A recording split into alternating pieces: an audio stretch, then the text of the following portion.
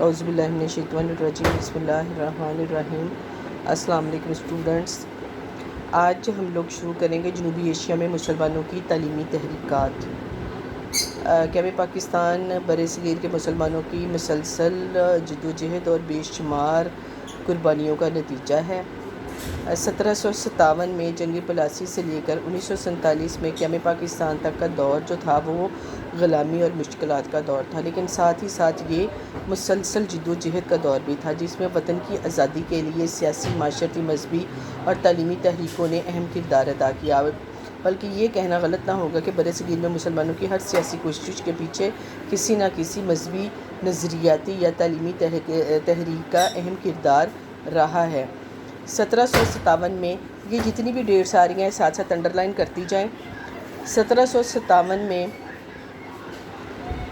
بنگال پر انگریزوں کے حملے کے بعد برصغیر کے مسلمانوں نے اپنی آزادی کے لیے مسلسل کوششیں کرتے رہے۔ جنگ پلاسی میں نواب سراج الدولہ میسور کی جنگوں میں، فتح علی خان ٹیپو اور احمد شاہ ابدالی کی کوششوں اور سید احمد شہید کی تحریک جہاد اور پھر 1857 کی جنگ آزادی انہی کوششوں کا حصہ ہے۔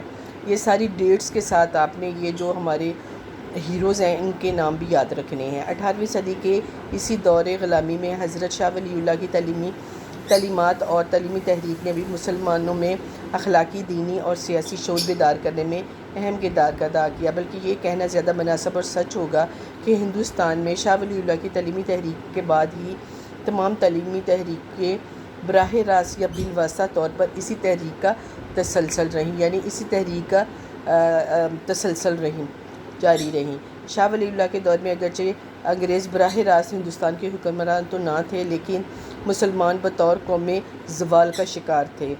ان میں بہت زیادہ خرابیاں پیدا ہو چکی تھی، حکمران باہمی اختلافات کا شکار ہو چکے تھے، لیکن اس کے باوجود بھی ایک مربوط اور مؤثر نظام تعلیم کام کر رہا تھا۔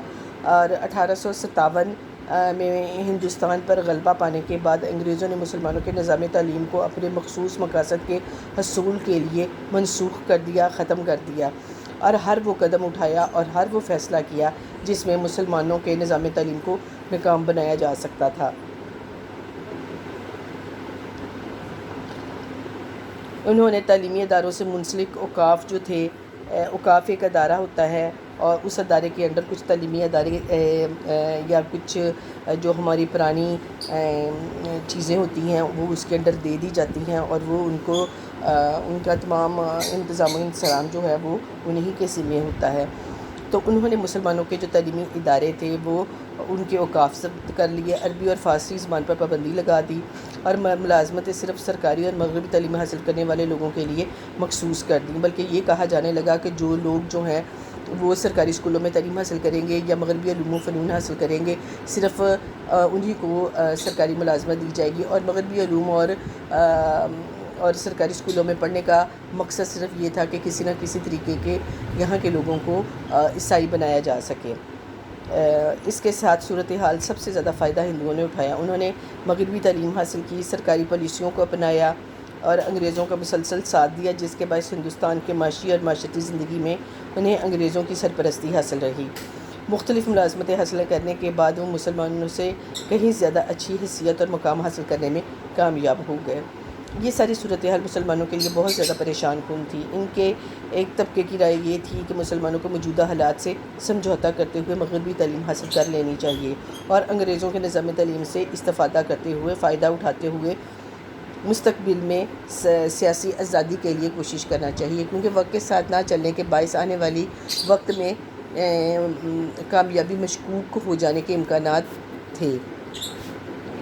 مسلمانوں کا ایک طبقہ ایسا تھا جس کے لیے مغربی افکار، مغربی علوم و فنون اور انگریزی تعلیم ناقابل قبول تھی، وہ کسی طور بھی حاصل کرنا نہیں چاہتے تھے۔